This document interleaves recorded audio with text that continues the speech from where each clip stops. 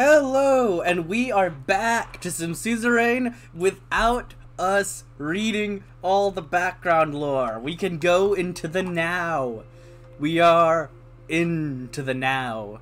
But we'll start with reading the one overview that we have added since promote market economy. As part of our economic policy, we are actively promoting a market economy system, encouraging businesses to transition towards this goal. By embracing market principles such as supply and demand dynamics, fair competition, and private ownership, we aim to create a business environment that fosters innovation, growth, and sustainable economic development. Yes, of course. Now let's start by going far away, because why not?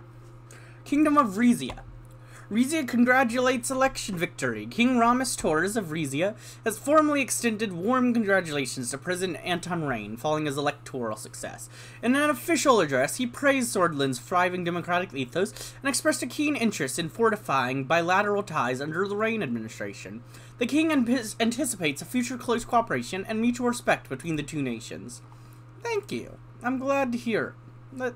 We should have that. Darn it. just went away. I didn't even realize it was gonna send me over there, and now I don't have that. Well, great, thanks, guys. Sarna, promising agricultural growth. For the first time in 3 years, the agricultural output of Sarna has increased. Many experts link the increased output to both a drop in temperature and new farming practices that have been adopted in recent years. Additionally, farmers are now accessing more generous credit allowances from the government that were left over from the Alfonso administration. The Ministry of Agriculture reports that the region's agricultural industry has the potential to become a powerhouse in the future if investments persist. Boren. Booming wine demand in Boren. In Boren, there has been a significant surge in demand for local wines. This sudden increase has led to a busy season for vineyards and wineries across the region. The cause of this rise in demand comes from internal interests, and it is certainly driving economic activity in the city. Wineries are ramping up production to meet the increased demand. A continued trend could further stimulate the region's economy. Morna. Increasing unemployment. The number of people filing for unemployment in Morna continues to rise as the recession continues. The change in economic conditions is historic and stunning in its speed, said the mayor of Morna. In the aftermath of the crisis of 1951, the unemployment rate in Morna rose to 9% in the following year. The last 6 months have almost erased all gains in employment over the last 2 decades. Linkirk. Shoot, first okay, you do not have a report. Linkirk. Infrastructure report. The recent collapse of the tourism industry in Linkirk has led to a reduction in trade traffic and road maintenance. The road network is currently in service, but is in need of substantial improvement. Ports, country roads, and bridges similarly suffer from a lack of investment. Firms doing business in Linkirk report a significant shortage of warehousing facilities, particularly refrigerated facilities, with implications both for transportation systems and the ability to serve the population's basic food and health needs. Lachavin. Lachavin Sea Rig Maintenance. The Ghassam Sea Rig off the coast of Lachavin has paused oil extraction operations for essential maintenance. The rig has been a significant contributor to Lachavin's oil output, and its temporary shutdown could impact the city's production levels. The maintenance timeline remains uncertain. The local government is monitoring the situation, making arrangements to ensure minimal disruption in the city's oil supply. Until then, normal operations remain suspended. Gelsword. Infrastructure report. The recession led to a reduction in rail assets, with more than a fifth of the railway network itself antiquated, being mothballed in recent years. While the main lines of railway network are currently in service, increasing demand in goods from Gelsword to the capital is pushing the network to its limits. The rail signaling system in the region dates from the middle of the last century and is also in need of improvement. We've got some news. The Halsord Post. Tourism, a beacon of hope for Swordland. The Swordland Tourism and Cultural Preservation Act, currently under deliberation in the Grand National Assembly, is a shining beacon of hope, aimed at enhancing the tourism appeal of Bourne, Ribery, Lachevin, Arnrica, and Binfi. The act promises to position Swordland as a global tourist destination. As the nation grapples with economic hardship, the bill's potential to boost tourism and cultural preservation efforts provides a much-needed silver lining. Campaign Bill, fair representation in the Assembly. The long-stalled campaign bill has once again taken center stage in the Grand National Assembly. The bill, first proposed during the Alfonso presidency, has been put on hold due to the 1953 election, but has now been resurrected under the President Anton Reign. The proposed amendments ensure a more proportional allocation of public funds, more actively reflecting a party's influence within the legislative body. Reign spoke of change and hope. President Anton Reign has sworn into duty in a great ceremony in Eudster. Thousands have attended the ceremony, where President Reign has met with his supporters for the first time after his election. In his inauguration, Reign spoke about change and hope, bringing focus on reforms. Together we will bring prosperity and reform to our nation. It is a time for hope. It is a time for change, said the new president before he went on to start his first day in the Marine Palace. Swordland today. Fueling Swordland's tomorrow. Unfazed by recent political developments, Gotham is set to bolster Swordland's infrastructure and support its ongoing development efforts. As one of Swordland's largest corporations, Gotham's financial aid, logistical support, and equipment aid are crucial to Swordland's economic resurgence. The support provided by Gotham, whose roots are intertwined with Swordland's major history, is a testament to the corporation's dedication to Swordland's prosperity. This advertisement was sponsored by the Alfonso Foundation. Ha! Economy meeting held in Eudster. Contacts close to the government report that yesterday, Swordland's economic policies have been planned behind closed doors. Shortly after the meeting, that was also attended by President Reign, the Minister of Economy has released a statement regarding their short-term economic plans, which included the promotion of free market economy. President Anton Reign. The new president has been sworn into office by Chief Justice Orso Hawker. Another great win for the USP and Anton Reign, who managed to get 37% of the general vote. The first congratulations came from Kazaro Kinber of the National Front Party, which finished third in the electoral race and entered the assembly. The runner-up of the general vote, the PFJP, didn't concede until the last minute, but the results were clear since several hours in. Thousands of supporters have gathered in the streets of Lachevin, chanting campaign slogans, waving flags, and displaying USP party banners to display unwavering support to the newly elected president. Oh, thank you. The public mood is very positive in the city from all the accounts on the ground. The city is celebrating that a Lacheviner has become the president of Swordland. Aw, that's so sweet. The economists. Arden Industries pioneering electronics. A new prototype for the first pocket radio is displayed by the Acacian Electronics Company, Armenian Industries in Vernty City. After 6 years of research, the engineers behind the pocket transistor radio have revealed that the material science questions regarding the composites have been solved. The company is now filing the patents for the product. The CEO of Arden, Aaron Bridges, is predicting an IPO at VCSE in the upcoming years. In a bid to raise further investments, Mr. Bridges has called for venture capitalists who believe in the future of science and technology in the marketplace to invest in the company. The president of Acacia, Dwight Walker, praised the bright minds of Acacian engineers following the announcement and called for further technological advancements for the military-industrial complex. In Solonomics, a new era begins in Swordland and holds many economic questions that will need to be answered by President Reign. Our top economic analysis with consultation from the National Business Council have released a comprehensive report on the performance of the past 20 years. A certain section of the report stands out. The last two four-year plans of the plan doctrine created a budget deficit and cleared reduction of the industrial production output. This was specifically due to mismanagement and ineffective bureaucracy. The year-on-year growth, budget balance, and productive index values indicate that the two most productive consecutive years have been the privatization program of Alfonso began in 1949. Our editorial team, with the help of experts like Mikhail Elvin and Edith Agnok, have come to a conclusion that the recession was not actually caused by Alfonsonomics, but by the drastic obstructions of the state executives hindering the plan. President Rain must take advice of planned economic proponents around him with a pinch of salt. Otherwise, he could find himself in the same sort of Turk and Seoul in the mid-40s. Agreed. We will make a strong economy using a free market.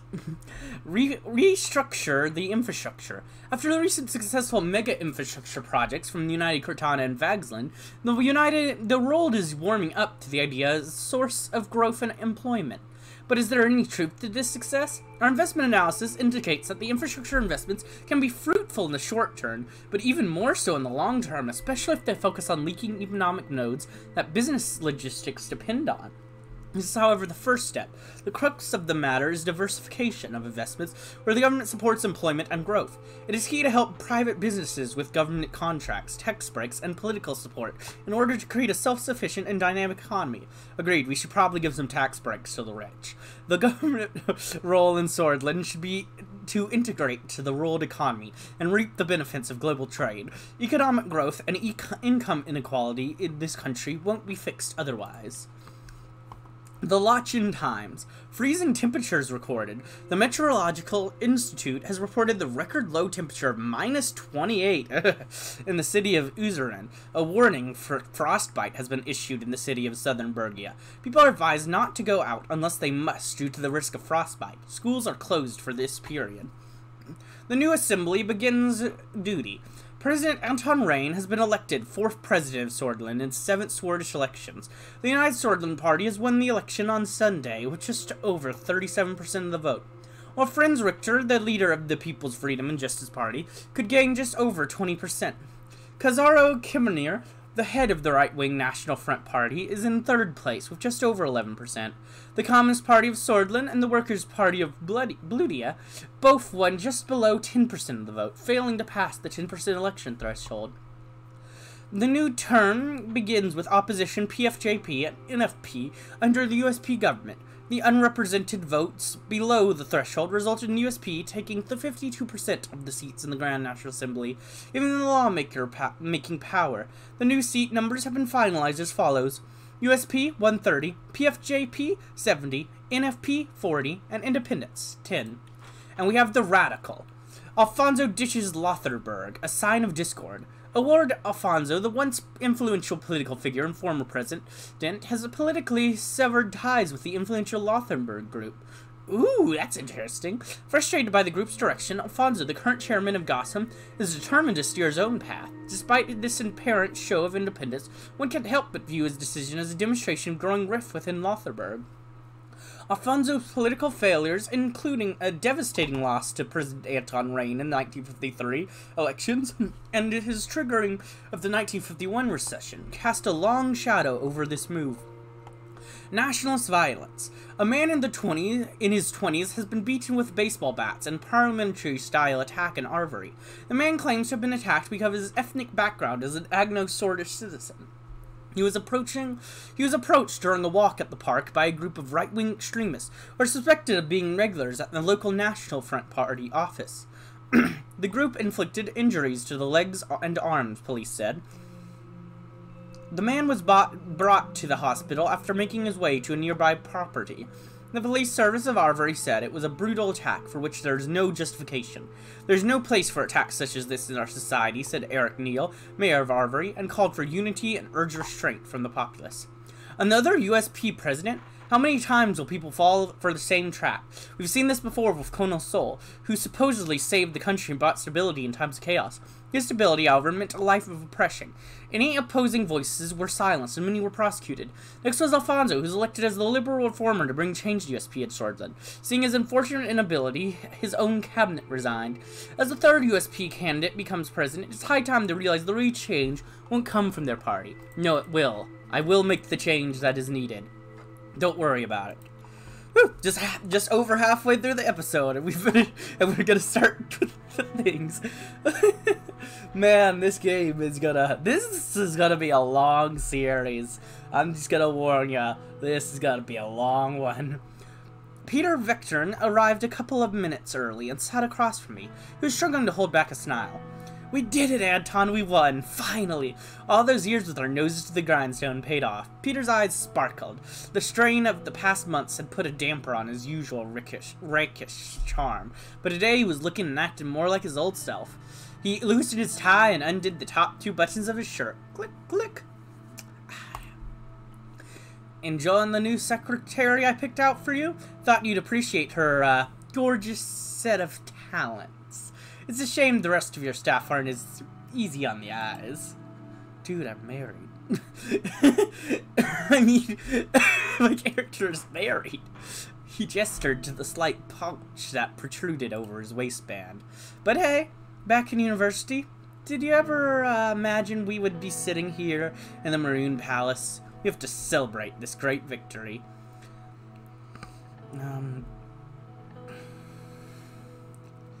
This is not the time to celebrate, Peter. We have work to do. Yes, I agree. We've got things to do today. We can't let loose at the ball. Let's move on with the meeting.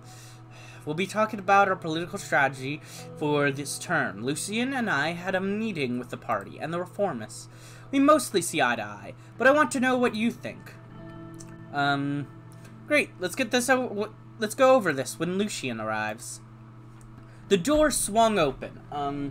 Swing. The door's too far away from you to even hear it, or I would just open my door for the sound. But my chief strategist walked in. He was a compact man with sharp bird-like features. He's an avian! Kill him! I'm joking. After briefly surveying the room from wall to wall, he sat down, poured a glass of water, and opened his briefcase in a series of quick, graceful movements. Gentlemen? The tall case clock in the room struck 3 o'clock. Damn, you're exactly on time. Hello, Peter. Lucien then turned towards me.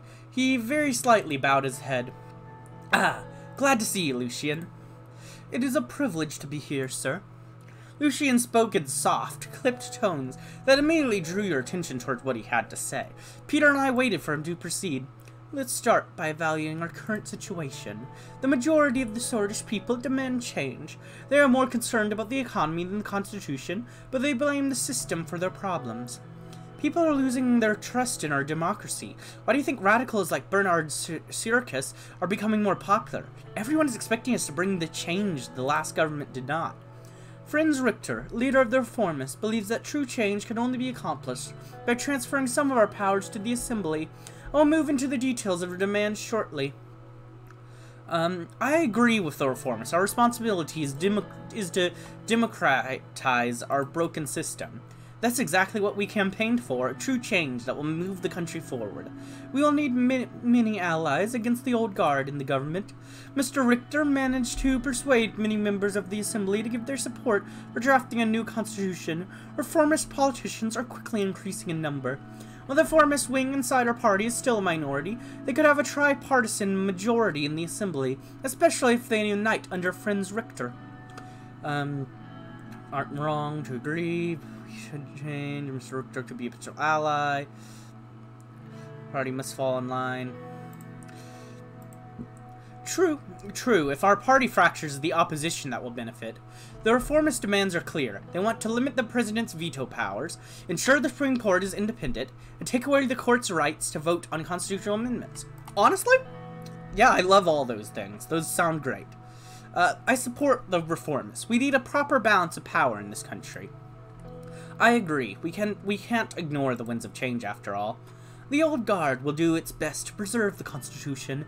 Chief Justice Hawker and his allied judges have a great influence over the Supreme Court, which will be tough to break. The court also has the final say over constitutional legislation. Without their approval, we cannot even change it. We'll need a comprehensive bill to balance the power structure more fairly. I agree. The old guard won't like this, though. A comprehensive reform that would make the reformists happy would mean maintaining a balance between all branches of government, which means removing your absolute veto as well. The reformists demand that all loopholes in the Constitution are closed. Looks like we have many challenges ahead. We can figure this out. Our party still holds 130 out of 250 seats in the Assembly. We've got the power. However, to reform the Constitution, we must receive a 2/3 majority in the Grand National Assembly, which is 166 votes, a simple majority in the Supreme Court. That equates to 6 votes. After we have settled on how to proceed, we will need to talk with our party figures. Our first goal must be to get to 150 signatures needed to start the process. Following the green light from the USP, we will reach out to the other party leaders to see if they would back our draft. The last step is to convince the justices of the court. Excuse me.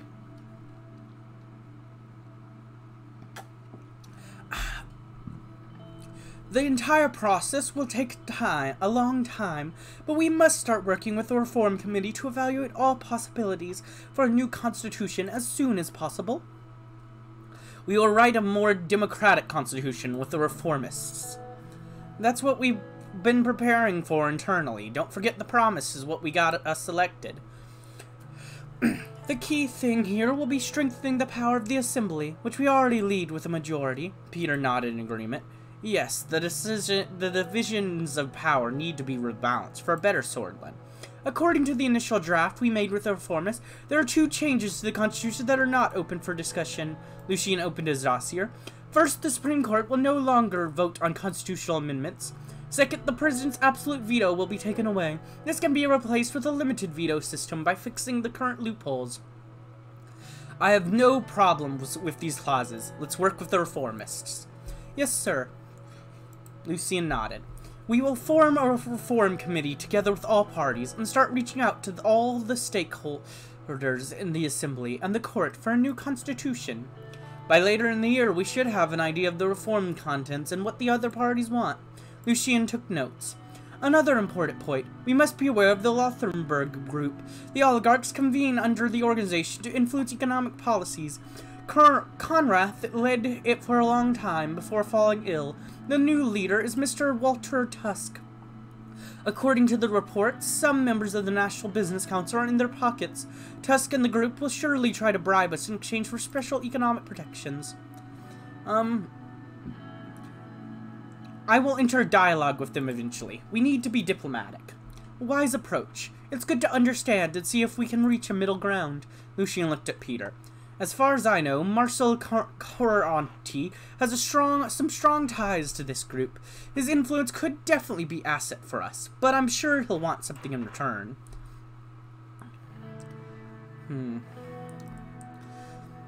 The group's influence is an important force, one that we should use to our administration's advantage. If we can get them to side with us, it all depends on what benefits we can offer and what the leader wants. We need to tread carefully on all sides with all power players to survive our term. I need to underline the seriousness of the situation. The military and the general staff are a powerful element in the state, and as history tells us, a dangerous one too. We do have some room to make structural changes, but reducing their budget, for example, but is quite limited.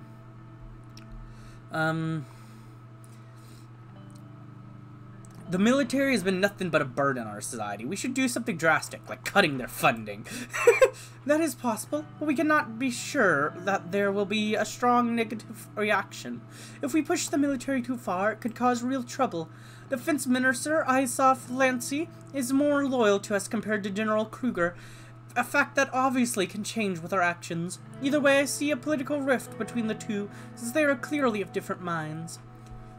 If we act strongly against the military, both of these guys will unite against us. I agree with Lucien.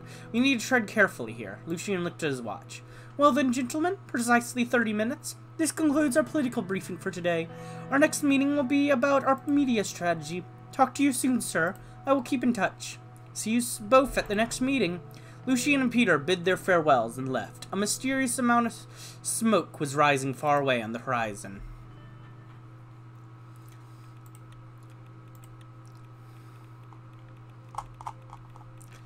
Reform Committee. Our Reform Committee has been convened to engage in extensive discussions on potential revisions and updates to the Constitution.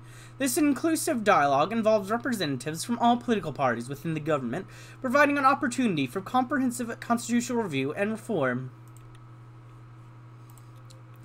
Liren. Nature Preservation March. The Nature Preservation Foundation in Laren has organized a march promoting ecological practices and nature preservation. The event witnessed significant participation, demonstrating the local community's commitment to environmental issues. The peaceful demonstrations have successfully raised awareness about Laren's unique biodiversity and environmental challenges. Local authorities have noted the events and the message conveyed by the foundation. Dare. The region of Bergia is among the worst-hit regions in Swordland, where homelessness has skyrocketed since the economic recession. The number of homeless in the city of Dare is most likely to have increased by 25% in the last year. The rise was particularly stark among Bludish people, where homelessness increased by 72% in just 6 years. It is reported that homelessness among ethnic minorities has reached the highest level in more than a decade. The Bludish minority of the region now account for 47% of all homeless people there. Nurbil. Gas field discovered. Woo! The Swordish Grid Corporation field research team has announced a new gas field discoveries in Nurbil. These discoveries could enhance the city's energy supply and play a significant role in the broader energy landscape of Swordland. Preliminary analysis of the yield and quality of these fields is currently underway. The corporation will soon release a comprehensive report outlining extraction feasibility.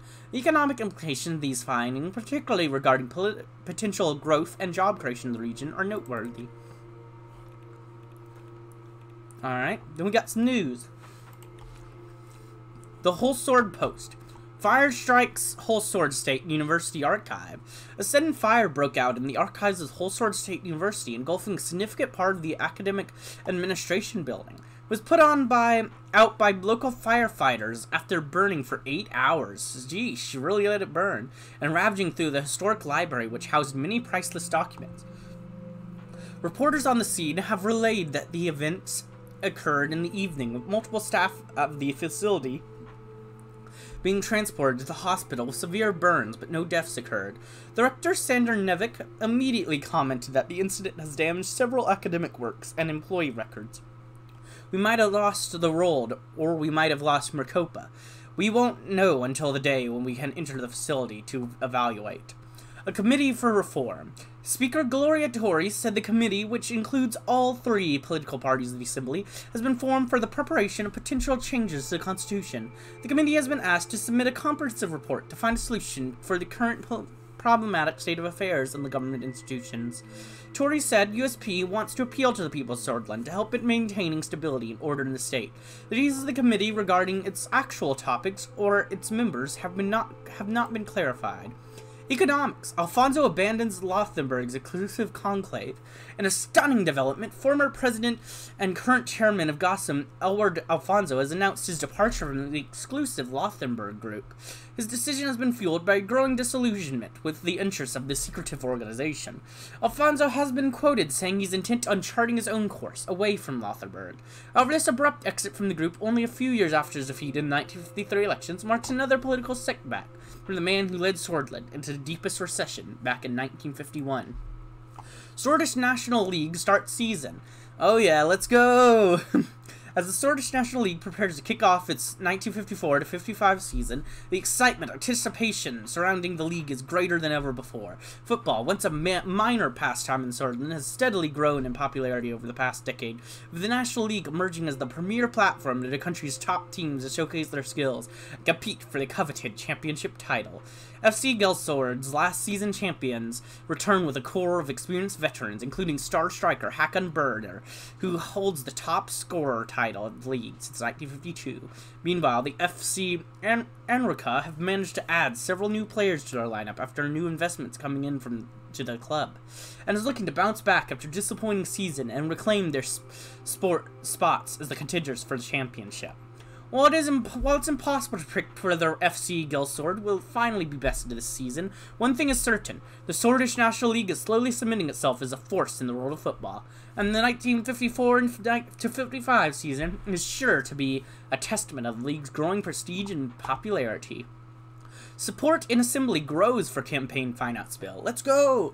A bill to change the criteria for allocation of public funds to political parties proposed by Representative Alban Clavin from the USP. The bill aims to change the criteria from the proportion of votes won in general elections to proportion of seats won by a political party in the Grand National Assembly. This will result in an increase of about 28 million SR to the governing United Sordland Party, which would benefit the most from the proposed bill. The new bill would give political parties an annual amount of 500 SR per member of assembly. Unearthed, the ISM incident. Decades after the infamous ISM incident, new unconfirmed information emerges that challenges the official state narrative. As per anonymous former Black Battalion sources, the incident was not an act of foreign aggression to destabilize Sordland, but a government conspiracy to gain influence. Materials related to members of the Old Guard faction revealed startling information about the involvement of high-ranking government officials in the incident, some of which are in powerful positions to this day. Our paper won't be disclosing the details due to potential safety reasons. The fresh perspective on the bloody incident in 1933 necessitates a reassessment of Swordish history, promising to reshape our understanding of the Bluish movement. Geopolitico.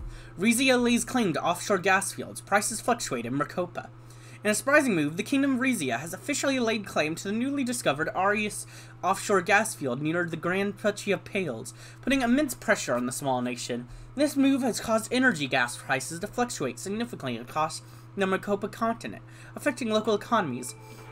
The tension in the region has intensified as both nations are now locked in dispute over the valuable natural resources, with other Mercopan countries closely watching the situation. Rizia's claim to the gas fields is based on historical records and Andor maritime boundary agreements that date back decades, asserting that they hold rightful ownership of the resources. The Grand Duchy of Pales, however, contests these claims, saying that their own records and agreements provide them with the rights to exploit the gas fields. The situation has attracted international attention, with several nations offering to mediate the dispute to prevent further escalation. Amid the ongoing conflict, energy companies operating in Mercopa have raised concerns about potential disruption to their operations and the adverse impact on the region's energy supply. If the dispute remains unresolved, it could lead to long-term consequences for the energy market and diplomatic relations in Mercopa. Rumberg coming south. Our foreign policy analysts who are reviewing the recent aggressive military and diplomatic developments of Rumberg have come to the conclusion that it is highly likely that Rumberg will keep trying to push further south, threatening the territories of Sordland, Welland, and possibly Agnolia. The annexation of Dome many decades ago was just the beginning. Rumberg seems to be on a quest to secure all strategic resources in East Mercopa. But I think this is definitely a good time to go ahead and end this episode. I hope you enjoyed, and if you did, like, comment, subscribe, and hit the bell button.